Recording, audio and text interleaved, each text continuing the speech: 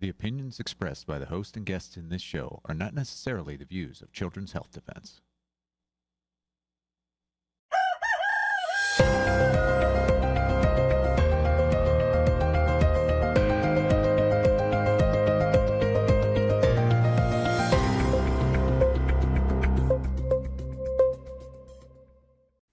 Hi, I'm Robert F. Kennedy Jr., your HHS Secretary. At my recent Finance Committee hearing, Senator Cantwell showed us this chart to illustrate the decline in infectious disease during the 20th century. The vaccine industry has long used this kind of chart as proof of the common claim that vaccines had saved hundreds of millions of American lives. The momentous 70% decline in mortalities in the United States and Western Europe from contagious diseases since 1900 marks one of the most monumental public health advances in all of human history. Was this really an achievement of mass vaccination programs, as many people, including Senator Cantwell, claim? The most comprehensive evidence-based study that rigorously examines this issue is a CDC-funded study that was published in 2000, performed by a team of researchers from CDC and Johns Hopkins University, and led by Dr. Bernard Geyer. The scientists meticulously examined 100 years of government infectious disease mortality data, and they concluded that nearly all the mortality reductions occurred before the introduction of vaccines, and that vaccinations could therefore claim little of the credit. For example, you can see from this graph that in 1900, some 13,000 Americans a year were dying of measles. By 1960, however, this number had dropped to a few hundred. But the measles vaccine was not introduced until 3 years later. Therefore, almost all the measles mortality had disappeared before the vaccine. So the measles vaccine can't really claim the credit for saving all those lives. Let's look at pertussis, also known as whooping cough. Again, we see the biggest drop in pertussis deaths occurred before the introduction of the pertussis vaccine. The same is true for influenza. Massive flu mortalities had already disappeared by the 1960s, but the vaccine was not widely disseminated until the 1980s. So once again, the vaccine cannot claim the credit. And look how tuberculosis deaths nearly disappeared along the exact same timeline as all those other infectious diseases. Even though there was no mass vaccination for TB in the United States, the mortalities disappeared without any help from a vaccine. Likewise, there was never a scurvy vaccine, but scurvy deaths also disappeared along the exact same timeline. The same is true for scarlet fever, which I had as a boy. Deaths from scarlet fever disappeared in lockstep alongside the drops in deaths from all those other contagions. So what actually did cause the decline in infectious disease mortality? A landmark 1977 study by McKinley and McKinley was required reading in most American medical schools during the 1970s and early 1980s. That study attributed the decline not to medical advances or innovations, but almost exclusively to agricultural and engineering innovations that improved nutrition. These included better roads, air transport, and refrigeration, and superior sanitation. This was the same period that flush toilets and water chlorination became widespread. The McKinleys credited less than 3.5% of the mortality declines to all medical measures put together, including antibiotics, surgeries, and vaccines. And here, for example, you see the introduction of chlorination correlates pretty perfectly with the decline in infectious disease mortality. In 1970, Harvard Medical School professor Edward Cass was arguably the world's preeminent infectious disease authority. He was both the founder and longtime editor of the Journal of Infectious Diseases and president and founding member of the Infectious Diseases Society of America. In his address that year to a joint meeting of the Infectious Disease Society of America and the 10th Inner Science Conference on Antimicrobial Agents and Chemotherapy, Dr. Cass issued a prescient public warning that actors within the medical industry would try to take credit for the momentous reduction in disease fatalities in order to advance their profits, their prestige, and their influence. Dr. Cass challenged the emergent claim that vaccines have saved hundreds of millions of lives. Dr. Cass observed that the decline of mass deaths from these dreaded killers occurred prior to the widespread proliferation of vaccines. And he warned against what he called the half-truths that medical research had stamped out, the great killers of the past: tuberculosis, diphtheria, pneumonia, peripheral sepsis, etc. He cautioned against the claim that medical research and our superior system of medical care were major factors in extending life expectancy. The deceptive graph that Senator Cantwell showed the nation is precisely the kind of scientifically baseless propaganda device against which Professor Kaz warned us. And yet it is a common trope promoted by the pharmaceutical industry and allied medical associations, and there are highly paid politicians, to evangelize us into believing that vaccines alone saved all of those lives. Senator Cantwell has taken some $456,000 from pharmaceutical companies. The mantric pronouncement that vaccines have saved hundreds of millions of lives is so embedded in conventional wisdom that it rarely receives the kind of skepticism and the rigorous scientific examination that public health agencies should apply to all dogmas.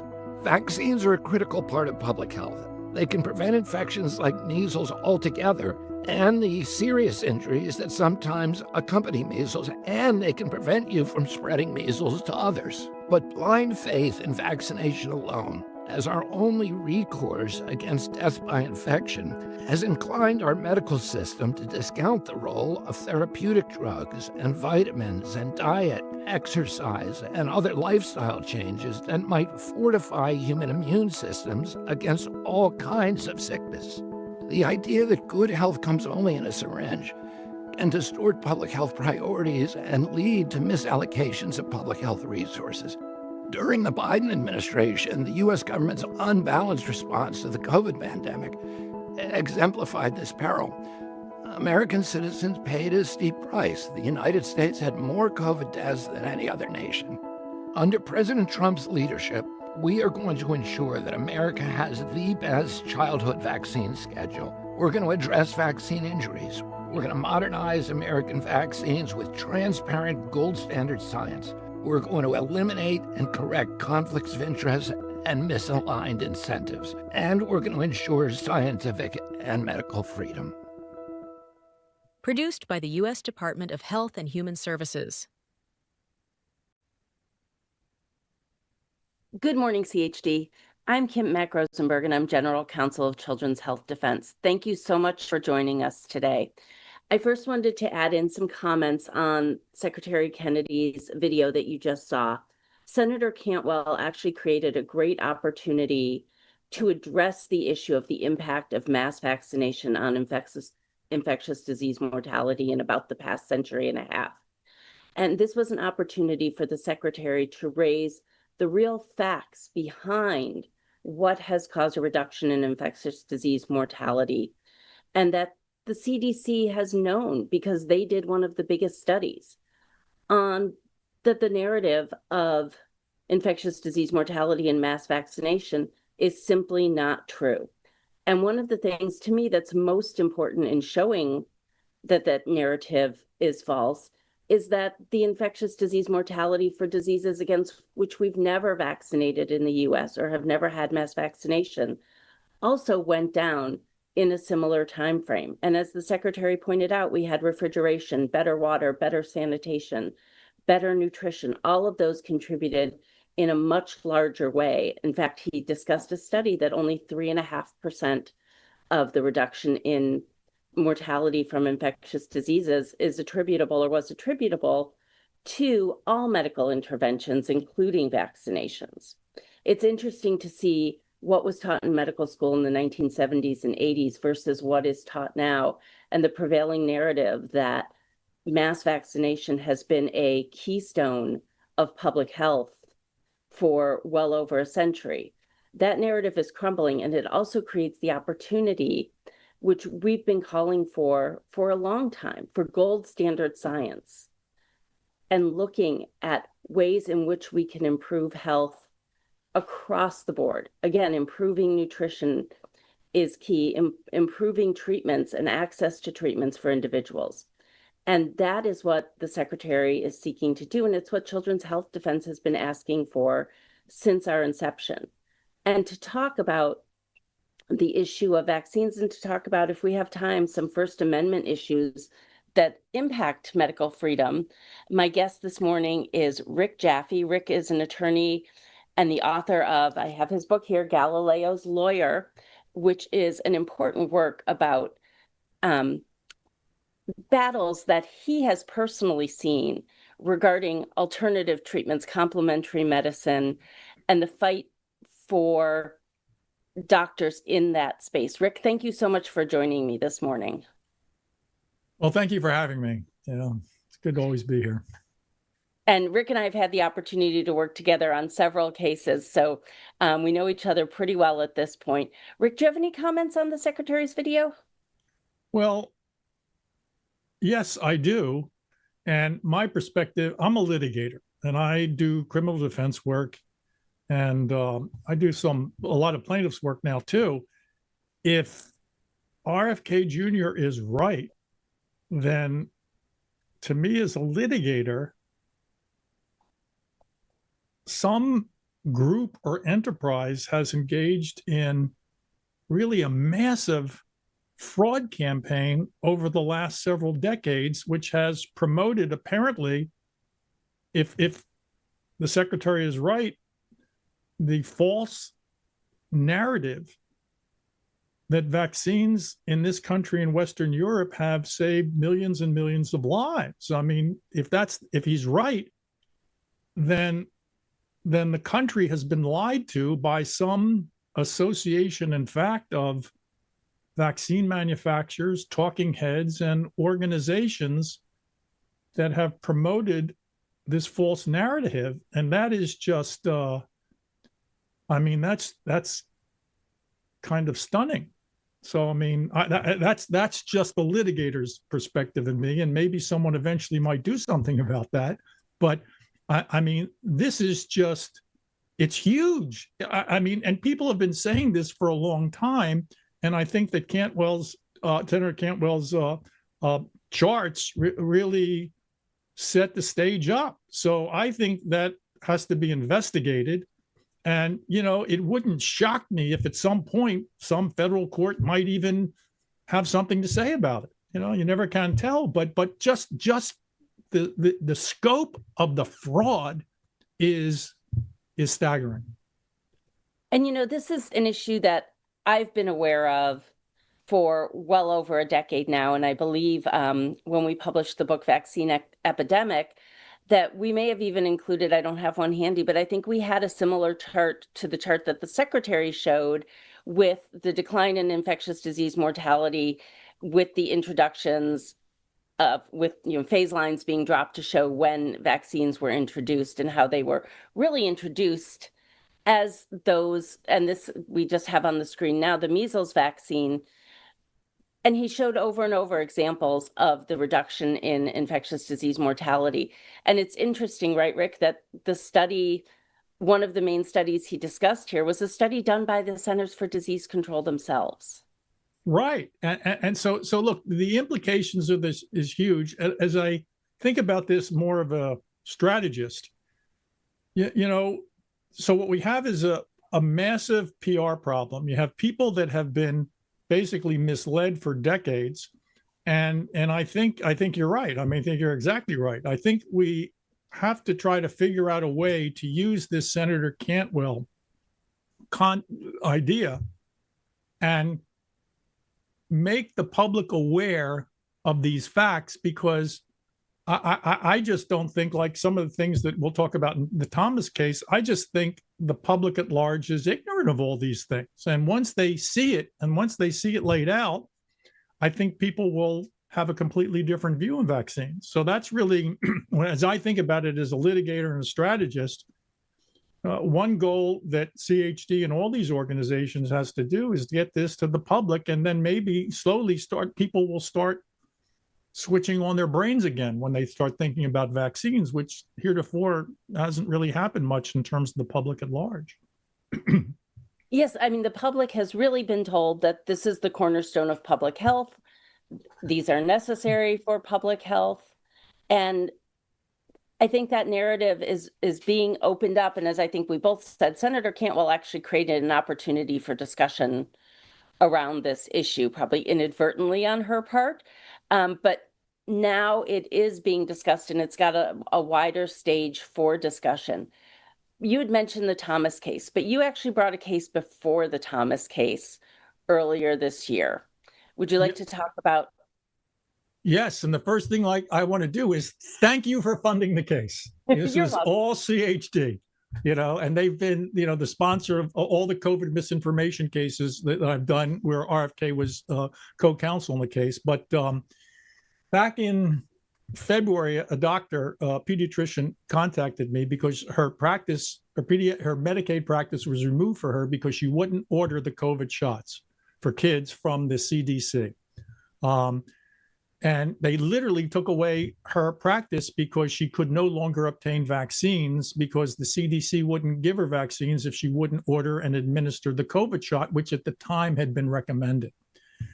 Because of sovereign immunity reasons, I couldn't get her practice back. I couldn't get compensated, but she agreed to be a plaintiff to do something that might benefit the community. And Dr. Cardenas is just a world-class hero for that. So we sued the end of April to move the childhood vaccines for COVID, which had never been proven to have a clinical benefit, from Category A recommended to Category B shared decision-making. This was a pretty novel idea. I don't think anybody ever tried this before. And we asked that the CDC change the recommendation prior to the next ACIP meeting, which was the end of June, frankly, because just to diminish the power of the ACIP committee, which at the time was populated by vaccine shills, basically. So we asked that happen before. We also asked that they remove the recommendation from the Vaccine for Children program. That's the CDC's program where they provide vaccines for free. They removed the requirement to order vaccines.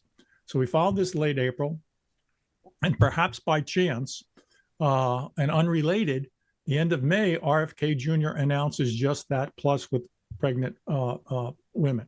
So at the end of May, the vaccine, the COVID shot for kids was no longer recommended, might not even been shared decision-making. It just wasn't, it was gone. And then in July, early July, CDC announced that they're no longer requiring Medicaid pediatricians to order the shot, the COVID shot. So we got basically both things we wanted, and we're done. So we dismissed the case. But as I started working on the Cardenas case, what are the two things everyone listening to this broadcast wants? The two things are, one, they want to remove the mandatory nature of vaccines. And the other thing is they want to have manufacturers and vaccine injectors to be immune from lawsuits. So I don't know that I could do anything about the second, but then the idea came to me, well, why not do the same thing we did in Cardenas in another lawsuit? And that's the Thomas versus Monaris lawsuit. And of course, Paul Thomas he's the guy with Jack Weiler who came up with the study that showed that his unvaccinated patients were much healthier than the vaccinated patients. So that was so Cardenas provided the kind of the technical thing, the move from recommended to shared decision making. Thomas seemed like the great lead plaintiff because he provided the evidence. And then, I like to have a simple fact in every case. And the simple fact is, which most people don't know, and when I file lawsuits, there's usually some kind of public relations angle or some public interest thing. So the fact that most people, regular people, don't know is that the combined schedule of vaccines had never been tested for safety, which is very unusual. You do multi-agent cancer chemotherapy. They don't just shoot people up with 12 agents. You got to test them all in a clinical trial. And you do dosage, different things. And EPA, when you have multiple toxins, you got to test the effect of the combined toxins. So in basically all medicine or all health, except for vaccines, you have to test the combined effort, the combined effect of everything you're administering over the course of the period of the schedule, except for vaccines. So that to me seemed crazy that they hadn't tested it. And also thought it was crazy is not the right word. There was actually an entity that thought that the testing should be done, and that's what's called the Institute of Medicine. Now it's called the National Academy of Medicine and Science or something like that. And they also twice in the last 20 years said, you ought to test the combined effect to see that it's actually safer than not administering any shots. And of course, there was pushback because, everyone knows vaccine works, so it's unethical, and you can't do a vax versus unvax study. But the Institute of Medicine knew all that, but they said, no, you have to test it. So that was the principal factual basis of the case. They've never been tested together, and they've been told to do so. And then plus the fact in Europe, they use something equivalent to shared decision-making in most European countries, EU countries, and it works pretty well. They have fewer vaccines, maybe spaced out wider, but, it works. So that was the basis of filing the Thomas case. We had Ken Stoller, who is also lost his license because he tried to create medical exemptions, broad medical exemptions. And we had a group, an advocacy group, Stand for Health Freedom. Sadly, CHD was supposed to be a part of the lawsuit. And of course, you guys volunteered to pay for this, but sadly, for technical reasons, that was not to be the case. So right now, it's self-funded by the principal lawyer, and that'd be me. But who knows say again? We're very glad that lawsuit is out there, and I think that you're absolutely right to point out that a lot of people don't recognize that the schedule as a whole hasn't been tested, right. And in fact that schedule hasn't been static. Right, it's been added to over the years, and shots are now administered often in formulations that they never were before, right? Instead of a shot for a single illness, you now have sometimes 4 or 5 put to get 4 or 5 diseases, antigens for 4 or 5 diseases put together. And I think the only other place where we've seen shared decision-making in the US, maybe for older age cohorts with respect to the human papillomavirus vaccine, but not for small children. So this is a move. And I think that, one of the things you pointed out about Dr. Cardenas, and people may not realize, is as a Medicaid provider providing services to children in often, the most financially limited family circumstances, she had even less freedom than other doctors in determining what was medically appropriate for her patients on an individualized basis. She essentially lost her entire practice because she also lost her Medicaid contract, am I correct, when she refused to buy the COVID shots from Vaccines for Children? Oh, right. Yeah, they put her out of business because she couldn't buy, she was not supplied anymore with vaccines. Right. And because she couldn't give vaccines, I mean, that's what pediatricians do. So Cal Optima basically terminated her contract, took all 1,900 of her patients, which was basically her entire practice, and moved those patients to someplace else, and they put her out of business, essentially. Right. So that's kind of, and I think the point, the thing for CHD and all these organizations is that these facts and what Kennedy said, they have to be brought to light. People have to understand this, and they're not going to get that from the mainstream media, but fortunately for other reasons, because of YouTube and other things, and the fragmentation of the delivery of information, it's getting out there in a grassroots. But I think that's the job of CHD and MAHA and all these other groups, to get this information out to the public and slowly have the public understand what's been going on. And I think RFK's video, this one and a couple others are good starts. And we have to take whatever opportunities we can. And of course, Senator Johnson is one of the big dogs in this fight now too, and he's using Congress and all, and you have Kennedy in the administration, and hopefully the information is going to get out to people, and slowly, hopefully, people will start turning on their brains again on these issues. Well, and one of the challenges we face, and you alluded to it, is getting that information out to the public, right? Finding that broad audience. And CHD, certainly even before COVID somewhat, and then during the COVID era, has been censored incredibly on a lot of platforms. We were deplatformed from Facebook and Instagram and YouTube. Other organizations and individuals similarly were deplatformed, or they were shadow banned. And YouTube just came out a few days ago with a letter essentially, discussing their role in it. We've heard comments from Mark Zuckerberg prior to that, and CHD has been a plaintiff in several lawsuits relating to our censorship. But it's not only CHD that has been censored, or other news outlets and organizations, but doctors themselves have been censored tremendously in what they can say publicly, and what they can even, in some instances, share with their patients or recommend to their patients. And you have worked on several of those cases in conjunction with Children's Health Defense. And we have one where we're sitting, and I'd love for you to talk about this, still waiting for a decision from the Supreme Court, the outlier from over 6,000 petitions in the last term.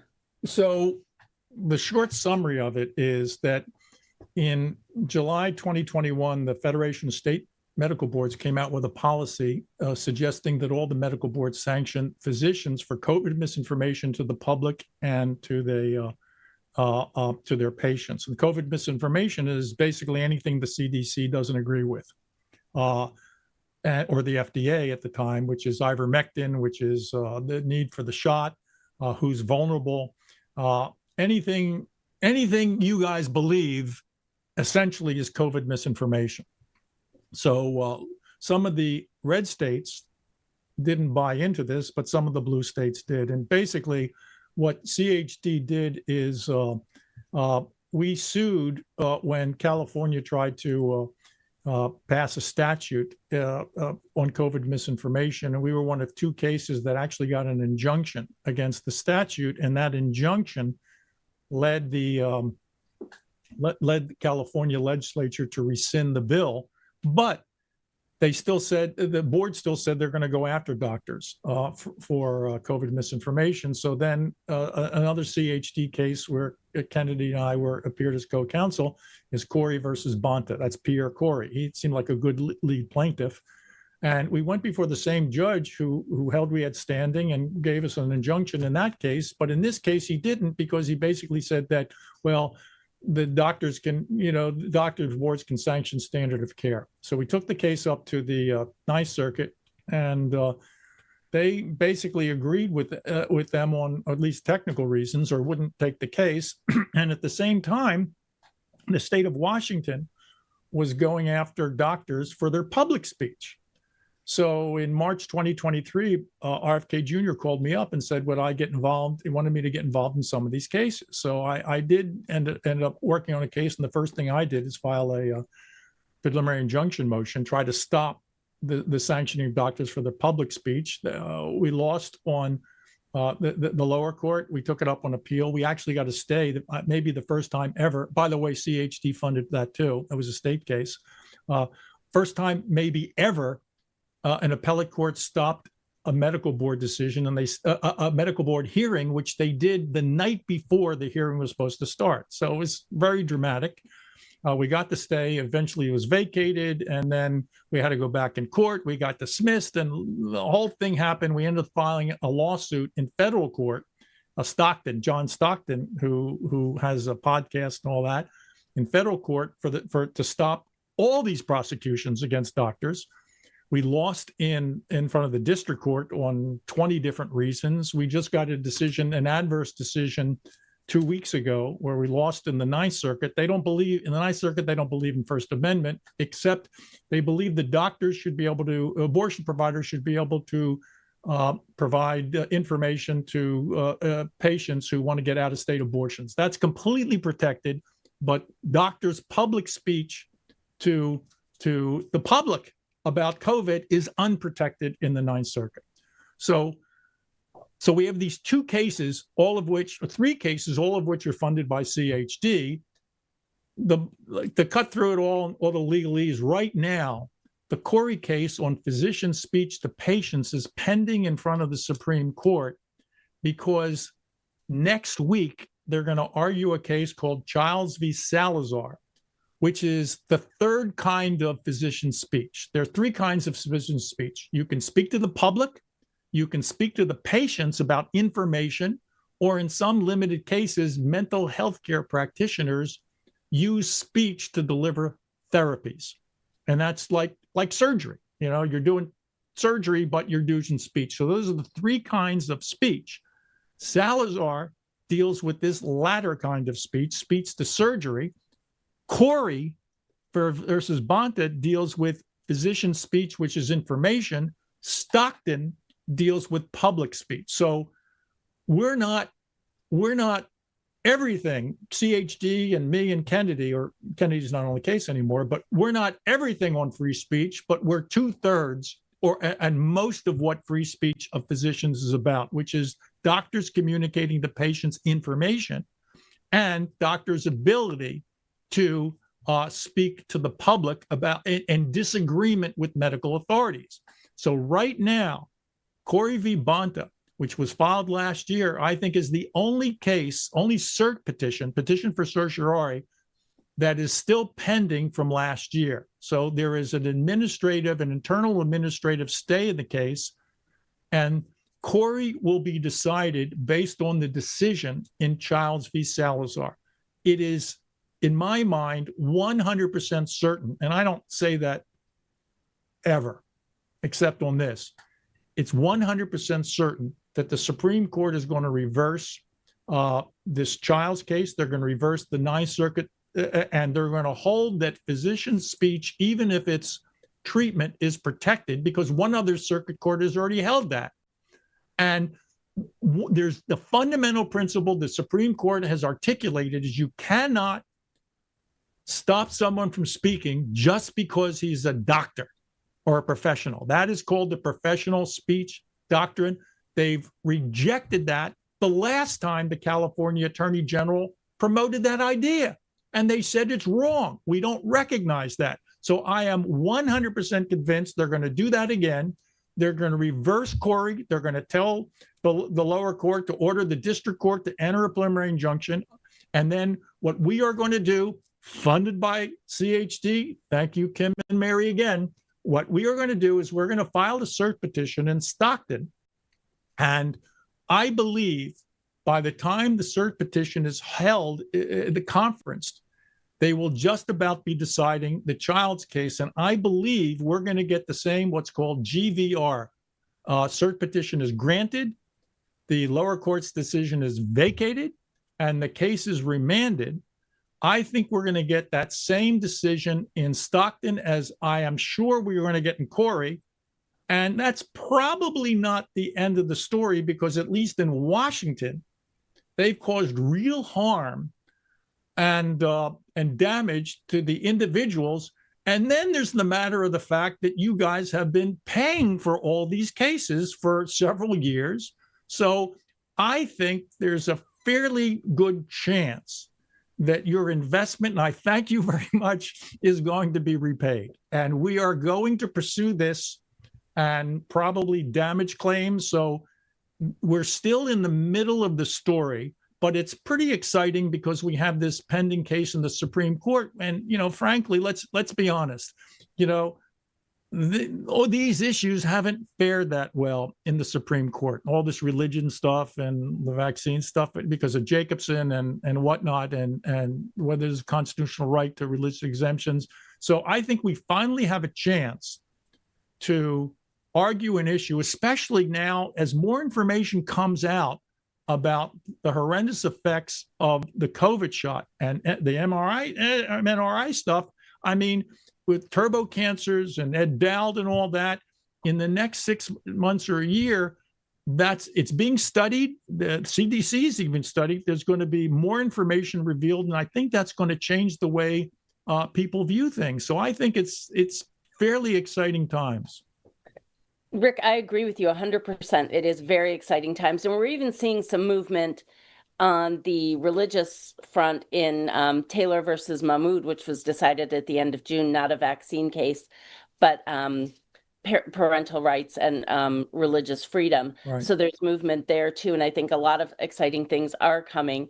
I want to just thank you for coming on again. It is always a pleasure to have you, and let's keep fighting the good fight. And for our viewers, please stay tuned for our EMR wireless segment that's coming up. Okay.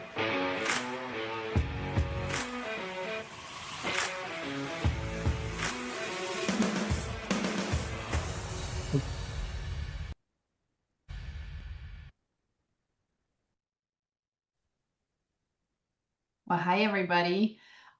Today we are going to talk about the Federal Communications Commission, or FCC, on our EMR and wireless segment. The FCC is, as I'm sure many of our viewers know, the agency that claims primary authority over cell towers and RF exposure from cell towers in the United States. And for that conversation, I am joined by our lead litigator for EMR and wireless cases, Scott McCollough. Good morning, Scott. Hello, everyone. So let's dive right in and let's set the stage. Scott, the FCC is often described as a textbook example for a captured federal agency. So very briefly, tell our viewers why that is, how does it present itself? In other words, why should people care about the FCC captured, and how does it impact their daily lives? Regulatory capture is basically an economic concept, but it analyzes what incentives various regulatory agencies have. And what it describes is the process of how an agency that's supposed to regulate very powerful economic interests over time becomes captured, that's the word, to where it believes its mission is in fact to advance the interests of that industry, even when it is harmful to the citizens and the public in general. They think their job is to take care of the industry, not the public. The FCC has been a model and the proof of this concept. Indeed, if you look at all the books and the articles on regulatory capture, going all the way back to the 50s, the Federal Communications Commission is always chapter 1. And so this has been a problem for a very long time with many agencies, but the Federal Communications Commission in particular. And it's not new to this administration. It's a bipartisan thing. Republicans and Democrats, they get over there, and before too long, they think their job is to take care of the AT&Ts and Verizons of the world, and the public's interest be damned. So yes, the FCC is and has been for a very long time captured by industry. And the people just simply cannot trust that commission to take care of their interests. Right. And the FCC regulates a large part of what affects people's lives, right? They regulate where cell towers are placed, how much RF radiation they're allowed to emit. They regulate the spectrum, so it has considerable impact on everyday life for everybody. So why are we bringing this up now? Because there's something big, bad, and new happening at the FCC. So yesterday, the FCC voted on opening a new proposed rulemaking process. So essentially, they're starting the process to promulgate new rules. So, Scott, tell our viewers what exactly the FCC is doing with these new proposed rules and why it matters so much for us, for the EMR and wireless program, for our Stop 5G initiative, for our 704 No More initiative, and for every community in America. First of all, process stuff. The commission voted out a draft notice of proposed rulemaking yesterday. There have been some changes apparently negotiated to that draft between the commissioners. We don't yet have the final. The final notice will be produced at some point. It will then be published in the Federal Register. And once it is published in the Federal Register, comments will be due in 30 days, reply comments relatively soon thereafter. So we don't have the final document, and the clock, you're going to hear me mention the clock several times today, but the clock is not yet ticking. We do know from the draft, however, basically what they are proposing to do. And the key to it, the summary, is in paragraph 5 of the draft. They seek comment on state and local, basically local zoning regulations, and they are proposing to preempt state and local zoning authorities that they believe are, one, inhibiting the deployment of cell towers, whether they be the small ones, the small cells, or the macros, impose unreasonable delays, assess disproportionate fees, condition approval on aesthetic or similar criteria, or impose other regulatory impediments. Now, let's break through all of that jargon. What they are saying is they think anything that slows, increases cost, or restricts placement near homes, schools, or treasured viewheads inhibits deployment.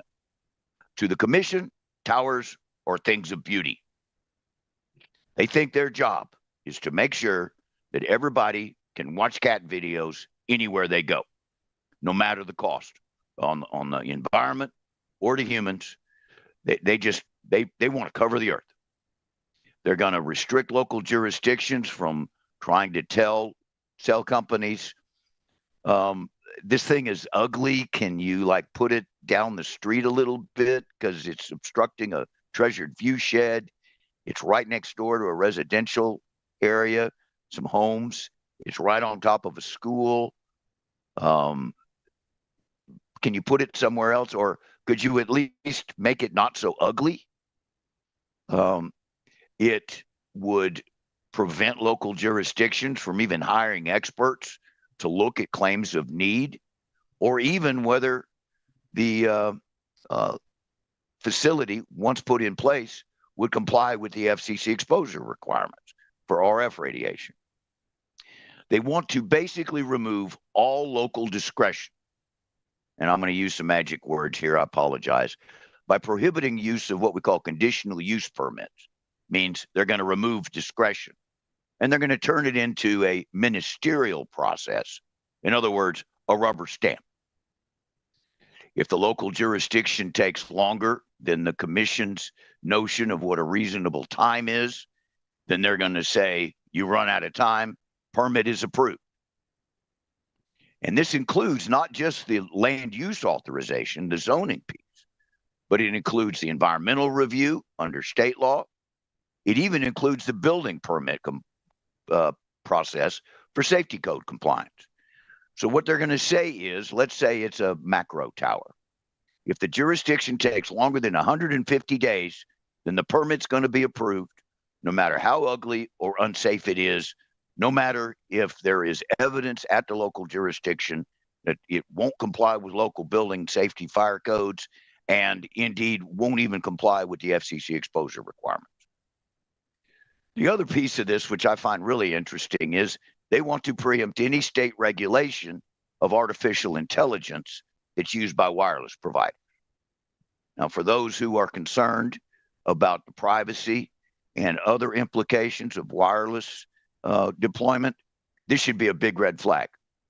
The states have been fairly active in this area trying to impose some restrictions on the use of AI, how it works, what the algorithms say and do, and the effect of it. The FCC wants to take that away from local control too. Another proposal would give the wireless provider the opportunity to yank the proceeding from the local jurisdiction and pull it into the FCC in a closed process that freezes out the public. So they're going to tie local jurisdictions' hands, create a new closed door process at the FCC that doesn't even allow public participation. This thing is just, it's terrible. I don't have any polite words to describe it. Right. And it is very, very interesting from our perspective as to why this is happening now. Because as we kept mentioning over and over again throughout the 5G rollout, the infrastructure, the cell tower, the densification is happening all across America, and communities are pushing back. Because even those who are not yet fully aware of the health impacts of cell towers, nobody wants to live next to one. People just feel iffy about it. The property values, the fire risk, the health and environmental concerns, obviously, but also the property value impact. And the FCC in their draft proposed rulemaking was very open that, you know, these communities with their unfounded concerns are slowing down the rollout and the densification of this infrastructure. So it's a very purposeful attack on communities' rights, on states and local rights, and on the rights of the public to participate and to have a say. And so it's obviously very concerning from our perspective. If this becomes a rule, it will considerably change the game. It will be much harder to fight these towers, and it will be much harder to reverse something.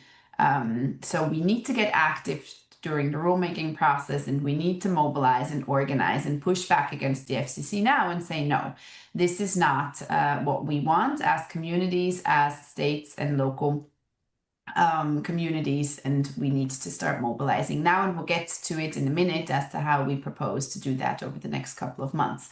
But first, I want to briefly talk about what are the risks that are being ignored and brushed aside by the FCC when they just essentially propose to speed up tower and antenna approval without all of these safeguards that have been put in place to protect local communities and the health and the environment of people, the little bit that is remained or that remains under the current law.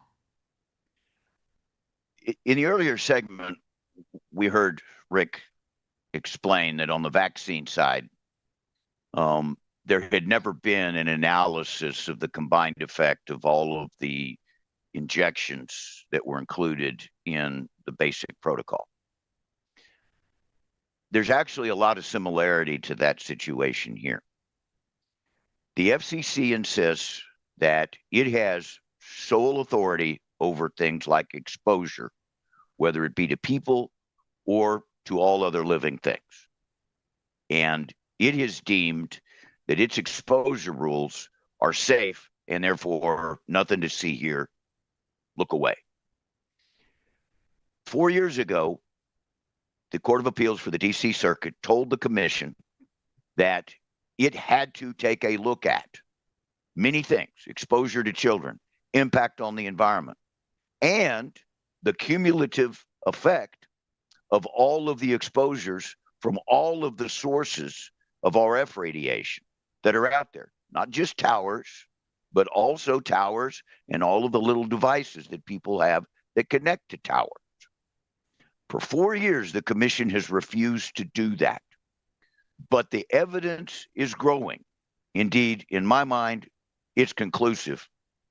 The effect on biology of simultaneous multiple exposures and cumulative exposures is bad. Certainly to certain people, a large group of the population, but I think to the population at large. The public is at risk right now. We know that these cumulative and simultaneous exposures can be harmful. And yet the commission, one, says nobody else can look at it, including local jurisdictions. And two, we're not going to look at it either. Now that's a scandal. Right. What this proposal does, and there's some other cases out there where CHD is participating, dealing particularly with the environmental and health effects.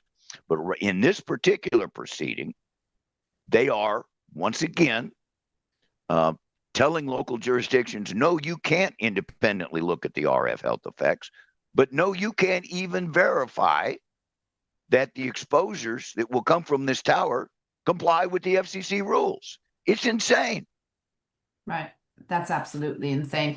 And I mean, if we can say one thing about the exposure guideline, aside from what you just said, is that we see people getting sick from towers that operate way below the exposure guidelines, and so, or the exposure limits. And so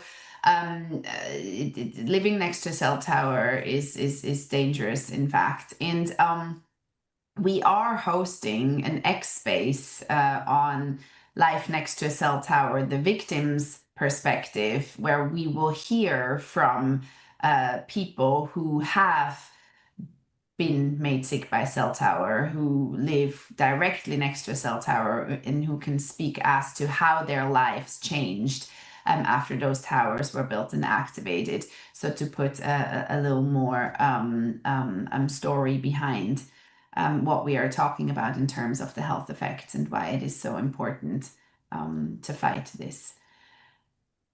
Scott, now that these rules are going to be, the rulemaking process is going to open, and you said we don't know the exact timeline yet because of the government shutdown, so we'll have to wait, and we'll certainly announce once the comment period opens. But what are we in our program doing to oppose this at the rulemaking stage?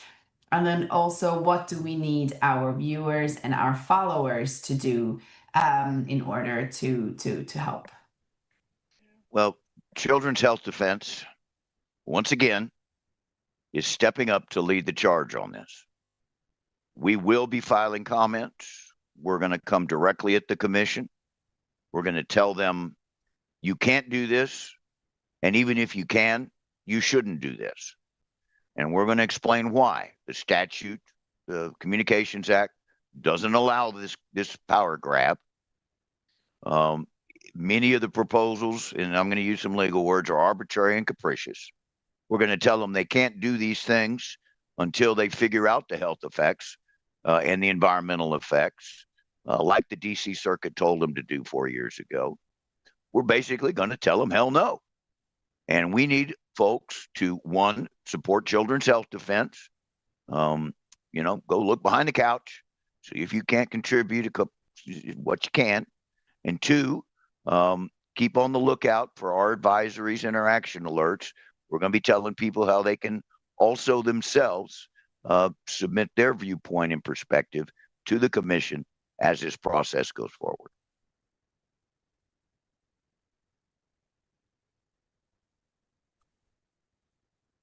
Very important point, because we are going to be running action alerts, and we need all hands on deck for this one. We need people to comment. We need people to send emails to the commissioners, to their lawmakers, because we need to stop this now. If you would like to learn more about the entire cell tower issue and the 5G rollout, you can go to stop5g.org or 704nomore.org. And you can follow us on social. We're on all major platforms at Stop 5G Near Me and at 704 No More as well. And again, I want to put the plug for the X Space on October 7th at 7 p.m. Eastern, where you can hear from victims of cell towers about their experience living next to one and why you and your community need to wake up now and join this fight. Scott, thank you as always for being here with me. It's a pleasure to work with you. Thank you for all you do for CHD and for the EMR and wireless movement. We're very grateful. And for our viewers, please stay tuned now for the latest People Study story.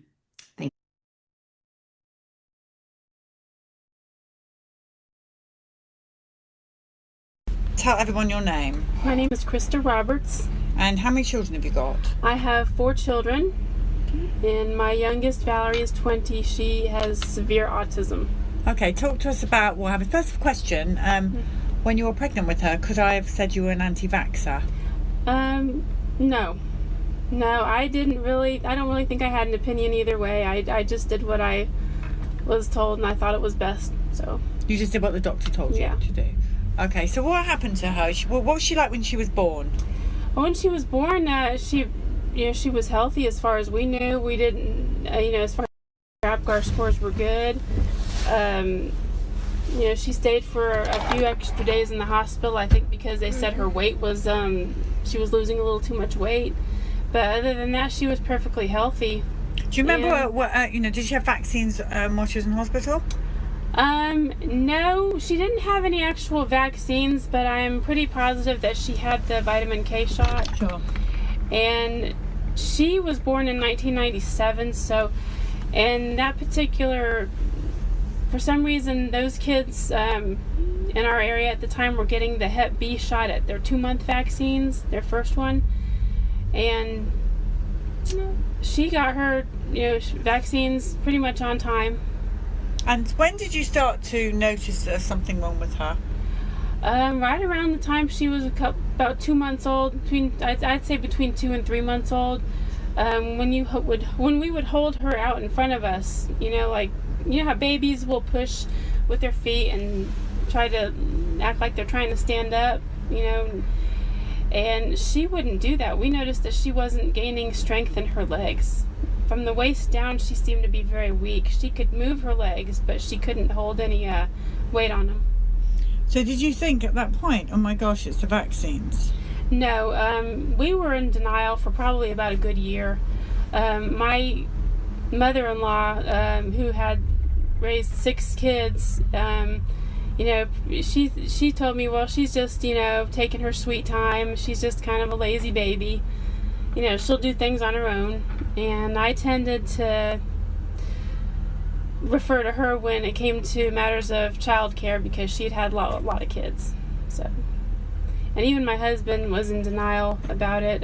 He just thought she was kind of a lazy baby, so didn't want to, just that she would do things on her own time.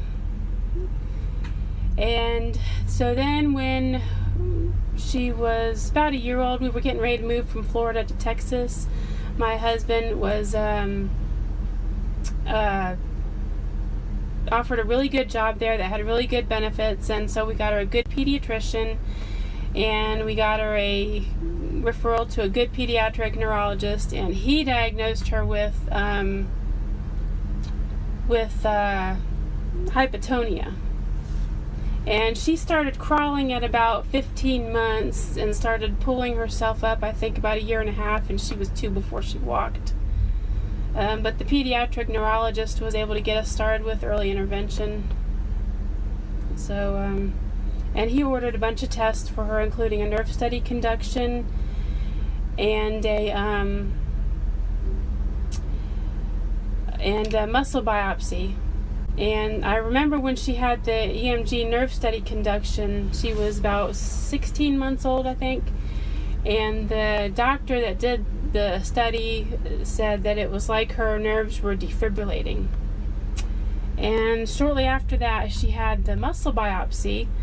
Everything came back normal except her mitochondria. Her mitochondria was, I believe the doctor's words were, high enough for 10 adults, and she was only a year and a half old at that point. So, and they even sent us to a special hospital in Dallas. It was the Scottish Rite Children's Hospital. They did more tests. They referred us to genetics, did more testing.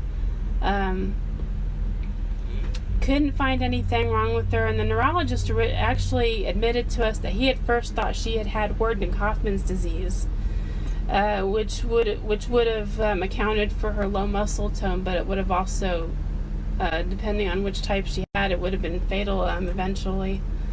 All right. So today, what's it like? What's her life like? Valerie is she's 20 years old today, and my husband and I have full guardianship over her. she finally started talking with spontaneous speech, probably say about 3 years ago. Do you attribute anything to that? Yes, she had some good in-home therapy. We were taking her outside the home for therapy, and here in Oklahoma we found a very good place that does therapy in the home. They'll send speech therapists, physical therapists, occupational therapists, whatever, out to your home and work with your child.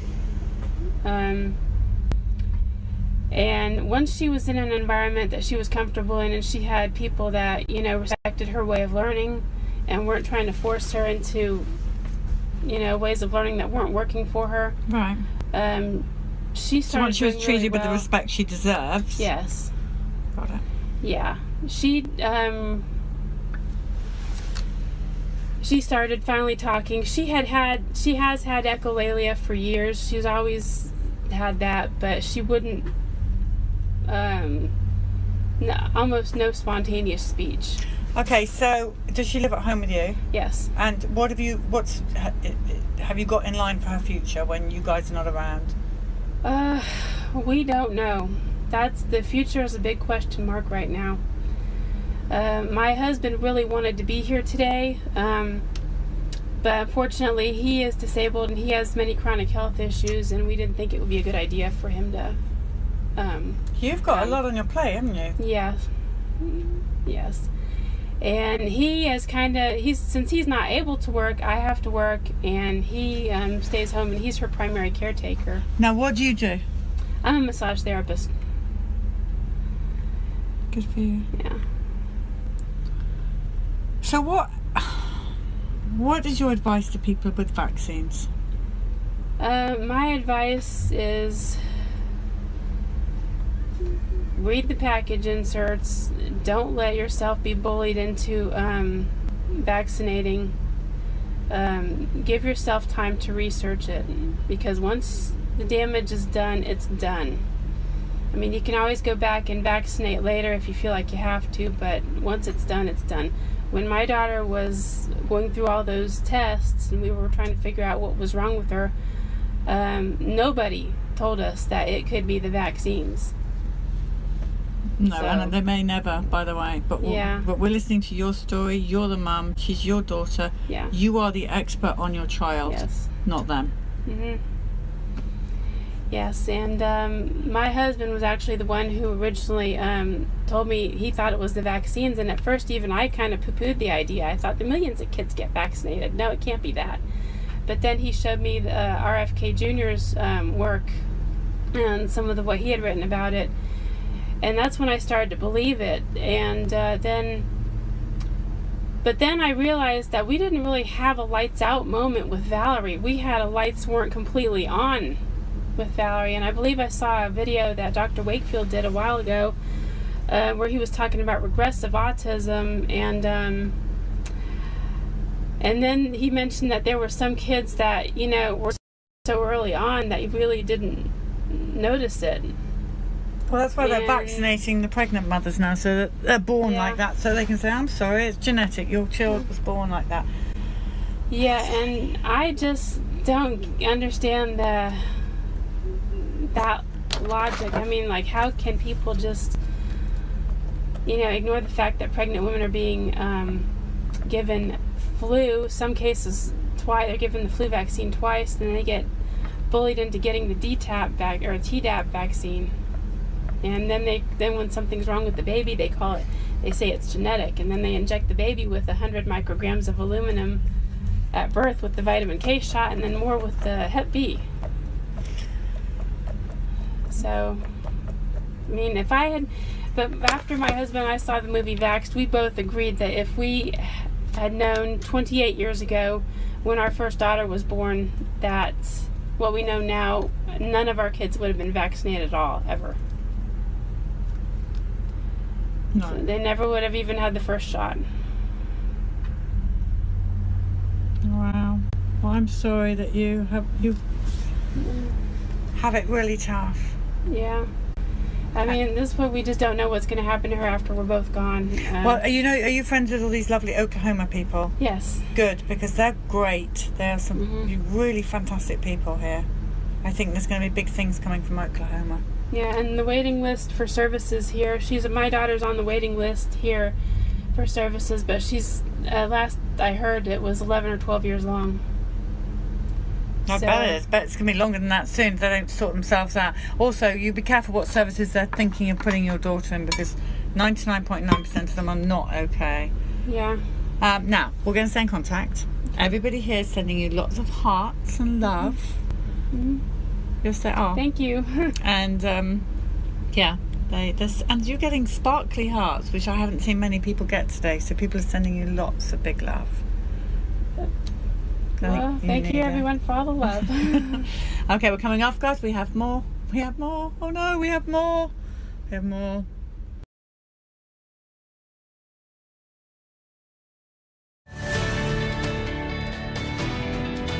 History doesn't wait. This is our moment to rise, unite, and reclaim our children's health. Join us here in Austin, Texas this November at the Children's Health Defense Conference. In the wake of unprecedented medical overreach and censorship, the world is waking up, and people like you are leading the way. We're at a turning point in history. With the pandemic behind us, our fight for freedom and health has reached the global stage. This is our moment of truth, and we're ready to seize it together. And Children's Health Defense has been at the forefront of this charge. Our 2025 conference brings together the leaders, visionaries, and warriors who made it happen. Meet the parents whose lives were forever changed, and hear from doctors who risked everything to speak out. Stand with those who refused to be silenced. You are going to hear from world-renowned speakers, doctors, and frontline leaders driving the medical freedom movement. Discover real-world solutions grounded in science, integrity, and human rights. Join the discussion to talk about vaccines, informed consent, parental rights, and so much more. And you'll, of course, hear from your favorite CHD personalities, sharing the latest on CHD's research, litigation, and outreach. And while you're there, soak up the energy, culture, and music of beautiful Austin, Texas. Whether you're a parent, a practitioner, or a medical freedom advocate, this is your call to action to protect what matters most. Be part of the movement that is rewriting the story for generations to come.